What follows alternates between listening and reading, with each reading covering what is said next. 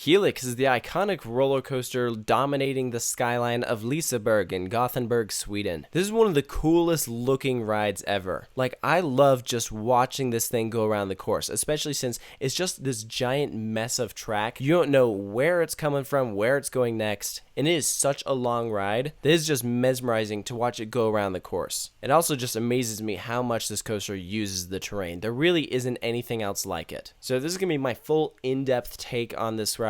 I'll tell you everything you need to know before you go to ride it. And of course, at the end, I'll give it a final score out of 10. So just kind of get into the basics. This is a MACK Rides multi-launch coaster. There are 2 launches, a total of 7 inversions, and I mentioned it's a long ride, over 4,500 feet of track. This ride feels like it never ends. And that's one of the things I love about it. The first time I went to ride this, I didn't watch any point of view videos beforehand, but like I'd kind of seen what this ride was like, so like I knew about it. But as I was trying to film it, I was like, okay, I have no idea where the train is about to go, where it just came from. It made it really challenging because of how twisted this layout is. So it's super cool. I mentioned earlier, it really uses the terrain, and really this whole park is like that, but to go and ride Helix, you have to go up 2 escalators. It's kind of insane, actually. This entire ride sits up on a hill. So you take these 2 escalators all the way up to the top. It's also the entrance to Atmosphere, but Helix is the primary attraction up there. Both Atmosphere and Helix's entrances are inside this giant building, and so it's pretty cool. You kind of hang a right and you go into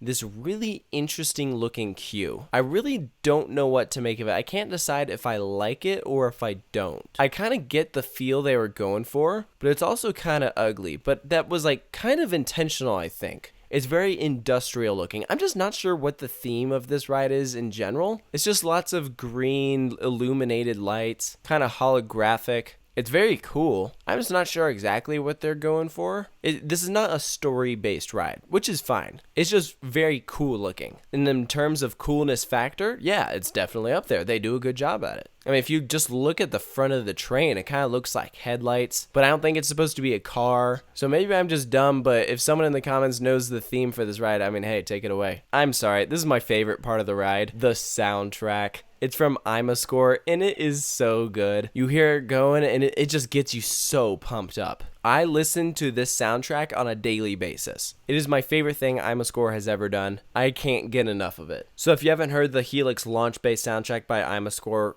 definitely go check it out. So from here, you can pick which row you would like. As with most coasters, I recommend either the front or the back. I rode both an equal amount of times, and if I'm being perfectly honest, my first ride on Helix, I was not super impressed. And it wasn't really any of the ride's fault, it was actually because of the lap bar. The seats for this coaster are very comfy, but if there's a downside, it's that when the lap bar comes down, it is very easy to get stapled on this coaster, and the lap bar will come down further on you as the ride progresses. So I found this ride to actually be painful because of the restraint the first time I rode it. So I cannot emphasize enough, if you can avoid getting stapled on Helix, please try. It honestly ruined my first ride because I was in pain, and that was the only thing I could focus on. However, my next consecutive rides I really enjoyed because I was not stapled. So like I mentioned, definitely try both the front and the back. But in terms of ride experience, you actually start off with a really cool beginning because right out of the gate, you drop down and go into your first of 7 inversions. So you are wasting no time in getting going. You fly around a turn, and then you enter the first launch. Now, easily, my biggest problem with Helix is the launches. These are probably the worst launches I have ever felt, which is a bold statement. And I don't say worst as in it was rough, it was uncomfortable. No, I mean worst as in it felt like I was gliding on straight track. You don't feel any force on these launches. Now, it's gotten better. I mean, Icon's launches are a bit better than this one's. Even Blue Fire's launch I thought was better than Helix's launches, but both of the launches on this ride are forceless as crap. You don't feel squat. It barely felt like we were gaining any speed at all. It honestly felt like we were gliding on straight track. And to me, that was a big turnoff. I was like, what the heck was that? It really was a shame. Because to me, if those launches just accelerated you at a faster rate, maybe so you can actually feel some force on it, my opinion of this ride would definitely go way up.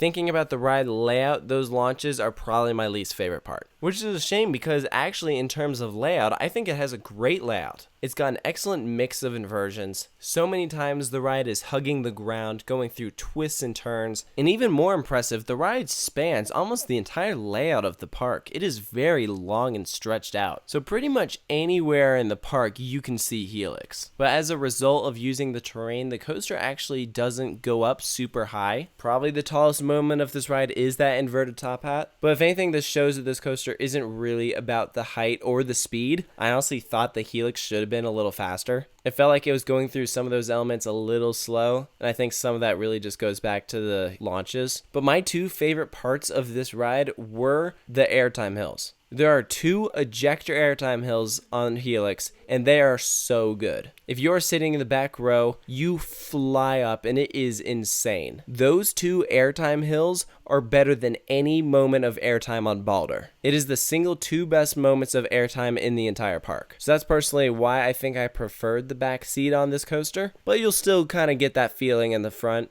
I just think it felt a bit more extreme in the back. Now, another downside, I didn't think that Helix was the smoothest ride ever. If you've ridden Icon at Blackpool Pleasure Beach, that ride I thought was running super smooth, and I get the idea that at one point in time when Helix opened, it probably was running with that same amount of smoothness. But now that it's been open for a couple of years, it definitely was not the smoothest. So I don't know, maybe this is just one of those rides that doesn't age the best. But I mean, not all of the ride is like that. Both of the launches are very smooth. It's really just kind of in certain sections, particularly where there's a lot of positive G-forces. Maybe that has something to do with the strain it puts on the track. I'm not really sure. But to just kind of wrap up this review, for Helix's final score, I'm going to give an 8.5 out of 10. Like I said, I enjoyed this ride, but it did not blow me away. I honestly expected to like this ride more than I actually did. So maybe it was just a moment of disappointment for me. I thought it would be better than it actually was. But to me, just the main moments that I think if you were to fix it that would make this ride an improvement. I think if I had ridden it opening year and it was completely smooth, that would have been better. Really, I think just the launches are the biggest thing. If you made them more forceful, accelerate faster, maybe to a quicker speed, that would help. And then if there's a way for them to solve the lap bars from just completely stapling the crap out of your legs, that would also be a big help.